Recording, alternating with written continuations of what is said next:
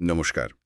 আজকের আলোচনা এক অত্যন্ত প্রাচীন আর মানে বেশ রহস্যময় একটা গ্রন্থ নিয়ে, বিজ্ঞান ভৈরবতন্ত্র। হ্যাঁ, নমস্কার। এটা তো আসলে শিব আর পার্বতীর মধ্যে একটা কথোপকথন, তাই না? হুম, যেখানে শিব পার্বতীকে আত্ম উপলব্ধির জন্য চেতনার গভীরে যাওয়ার জন্য ১১২টা পথ বা কৌশলের কথা বলছেন। ১১২ সংখ্যাটা শুনলেই কেমন অবাক লাগে। ঠিক।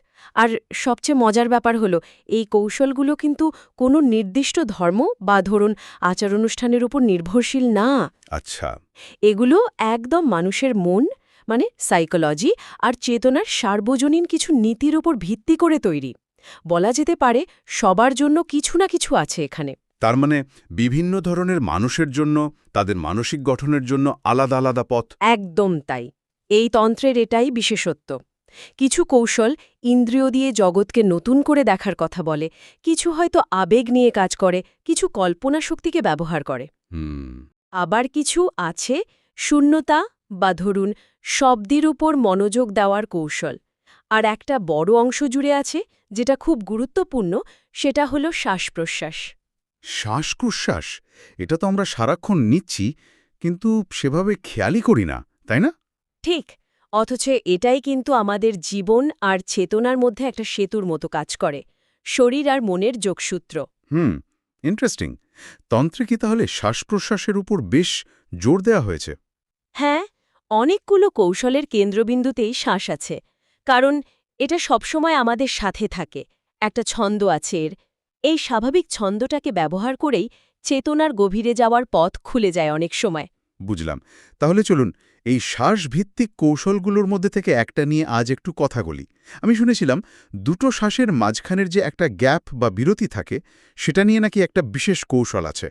হ্যাঁ হ্যাঁ, আপনি খুব সম্ভবত ২৪ নম্বর সূত্র বা শ্লোকের কথা বলছেন। খুব সূক্ষ্ম, কিন্তু মানে দারুণ শক্তিশালী একটা কৌশল। তাই?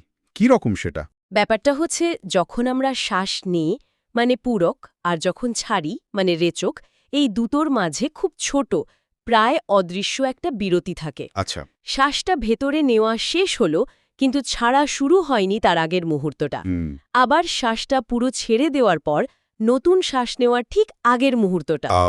আচ্ছা, আচ্ছা। দুটো আলাদা মুহূর্ত। হ্যাঁ, দুটো। এই কৌশলটা শেখায় কিভাবে এই দুটো শূন্যস্থান, এই স্থির মুহূর্তগুলোর ওপর মনোযোগ দিতে হয়। ওয়াও! শুনতে খুব সোজা লাগছে, কিন্তু নিশ্চয়ই এর পেছনে গভীর কোনো দর্শন আছে।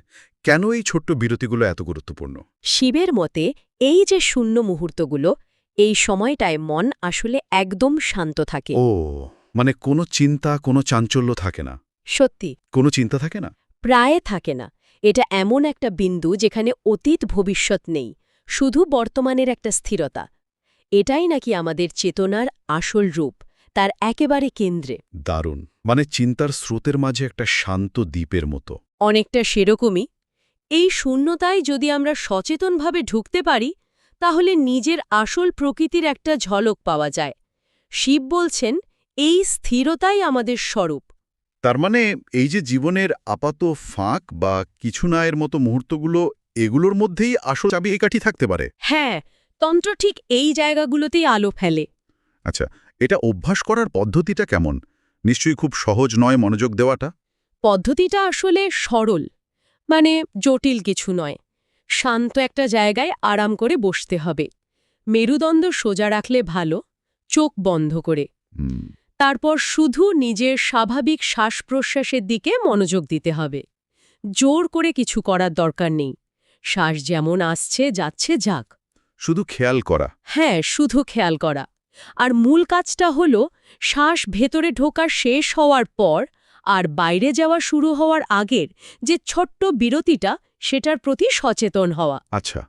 আর একইভাবে শ্বাস ছাড়া শেষ হওয়ার পর আর নতুন শ্বাস নেওয়া শুরু হওয়ার আগের যে বিরতিটা, সেটার দিকেও মনোযোগ রাখা। জোর না করে শুধু সাক্ষী থাকা। এটা তো বেশ মানে অন্যরকম। এখানে করার চেয়ে হতে দেওয়া বা খেয়াল করার উপর জোরটা বেশি মনে হচ্ছে। ঠিক ধরেছেন।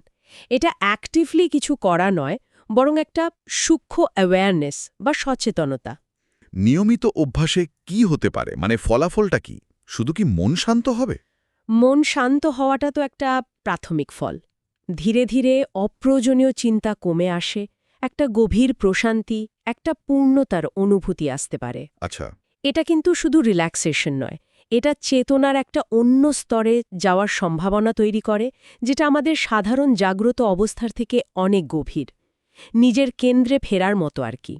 তাহলে যদি আমরা সারসংক্ষেপ করি, বিজ্ঞান ভৈরবতন্ত্র আমাদের শেখাচ্ছে যে শ্বাস-প্রশ্বাসের মতো অতি সাধারণ স্বয়ংক্রিয় একটা প্রক্রিয়ার ভেতরেও ওই সূক্ষ্ম বিরতিগুলো আত্ম-অনুসন্ধানের বিরাট একটা দরজা খুলে দিতে পারে। একদম, ওই শূন্যতাই হয়তো আমাদের চেতনার সেই স্থির শান্ত প্রকৃতির দিকে নিয়ে যেতে পারে, যা আমরা হয়তো সবসময় খুঁজি। মূল শিক্ষাটা এটাই যে গভীর সত্য জানার জন্য সবসময় খুব অসাধারণ বা অলৌকিক কিছুর দরকার হয় না। আমাদের প্রতিদিনের সাধারণ অভিজ্ঞতার মধ্যেও যদি ঠিকভাবে মনোযোগ দিই, গভীর জ্ঞান আর শান্তি খুঁজে পাওয়া সম্ভব। সত্যি অসাধারণ একটা উপলব্ধি। এই আলোচনাটা একটা নতুন ভাবনা উস্কে দিল। কি রকম?